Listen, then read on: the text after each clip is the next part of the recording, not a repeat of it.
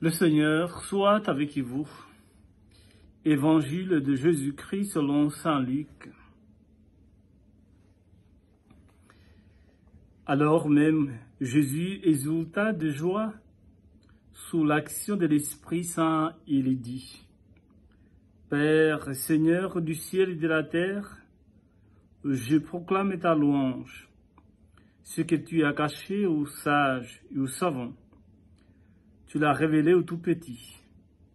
Oui, Père, tu as voulu ainsi, dans ta bienveillance. Tout m'a été remis par mon Père. Personne ne connaît qui est le Fils, sinon le Père, et personne ne connaît qui est le Père, sinon le Fils, et à celui à qui le Fils veut le révéler. Puis, il se tourna vers ses disciples et leur dit en particulier: Heureux les yeux qui voient ce que vous voyez, car je vous le déclare. Beaucoup de prophètes et de rois ont voulu voir ce que vous-même vous voyez, et ne l'ont pas vu. Entendre ce que vous entendez, ils ne les ont pas entendus. Acclamons la parole de Dieu. Louange à toi, Seigneur Jésus. Depuis dimanche, nous vivons le temps de l'Avent. Ce temps de préparation pour la naissance de notre Sauveur. Ce temps de la réconciliation.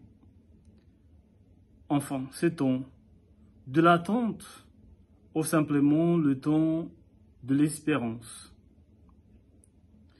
Durant ce temps, ou bien durant ces 4 semaines qui nous séparent de Noël, nous allons avoir beaucoup de propositions pour méditer et pour faciliter notre démarche. Dans l'évangile d'aujourd'hui, nous avons Jésus lui-même qui s'adresse à ses disciples pour leur dire qu'ils ont vraiment de chance. Mais particulièrement, le message aujourd'hui est adressé à nous, puisque dans notre vie chrétienne, nous avons toutes les opportunités. Et c'est la raison par laquelle il nous invite et nous devons profiter et ouvrir notre cœur à celui qui vient. À celui qui vient nous éclairer. À celui dont l'amour est infini. Frères et sœurs, nous vivons une année 2020 atypique, très dure et très difficile pour nous tous. Et c'est aussi dans cette perspective que nous allons vivre ce temps de l'Avent.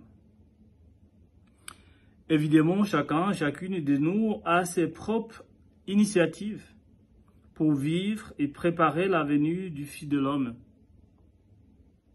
Mais je crois que la charité, la solidarité, la fraternité sont des valeurs, entre guillemets, qui s'imposent pour bien vivre